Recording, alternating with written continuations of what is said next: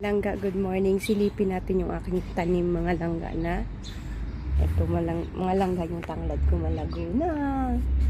Ayan. Tapos yung talbos ko ng kamuti mga langga, yung 2 pirasong puno. Ayan, dumami ng mga langga. Oh.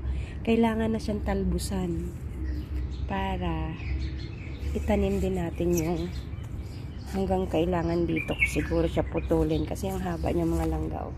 Para itatanim ko. Tapos ito yung isang puno. Ito maganda yung pagkaano niya. 2 puno lang talaga itong mga langga. Ayan eh. Isa. Tapos ito, pangalawa. Ayan. So mahaba na siya mga langga. Kailangan ko yung talbusan. At ang ating, meron akong itinanim dito na grapes mga langga. Saan kaya yun? Hindi ko na matandaan. Dito mga langga. Yung ating grapes. Ayun, mga langga. Ito grapes natin. Lumalaki na siya mga langga. Ito siya. Grapes yan. Para gumapang yan siya dito mga langga. Sa puno na to.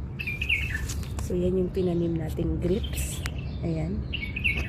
Ito siya mga langga. Ito yung dahon niya. Yan. Yan grapes yan mga langga. Yung dahon na yan. So malaki na siya mga langga. Hindi ko nga lang alam kung saan ko na ilagay yung iba eh. Pero yan lang yung nakita kong buhay. Tapos mga langga, yung malunggay natin. Ito. Nakatatlong kuha na ako nito mula nung itinanim ko to. Ayan o. Ito na naman, pag ito lumaki, at saka ito, mag-harvest na naman ako niyan, ginugulay ko. Tapos yung una kong tanim na tanglad ay ito. Pwede na tayo mag-share ng ating tanim kasi mano na siya langga, marami na.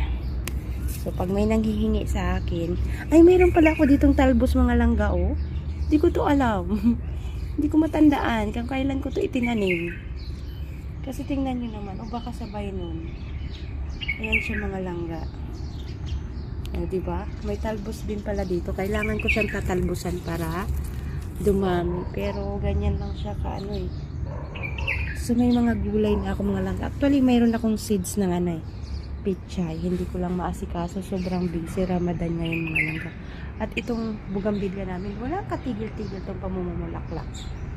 Ang ganda-ganda talaga ng bugambilya na to. Walang katigil-tigil. So, yun lang mga langga. Sinilip ko lang yung aking tanim. At ito, mga 3 days. Pwede ko nang harvestin ulit. And then, pag na-harvest ko ng mga langga, siguro kailangan ko siyang putulan.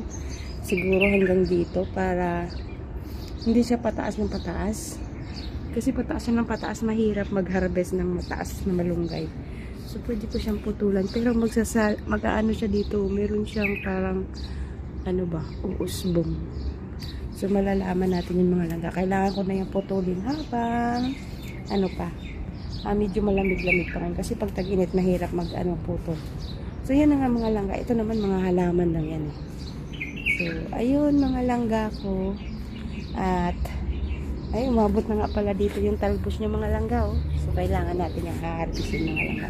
So, yun na nga. Na-share ko na naman sa inyo yung aking munting garden na hindi naman talaga garden na para sa gulay. Ayan pa lang yung mga tanim ko. So, thank you mga langga ko. Na-share ko sa inyo yung malunggay, tanglad, at saka talbos ng kamuti. At sana mabuhay yung ating grapes, no? Thank you. Bye. See you my next vlog.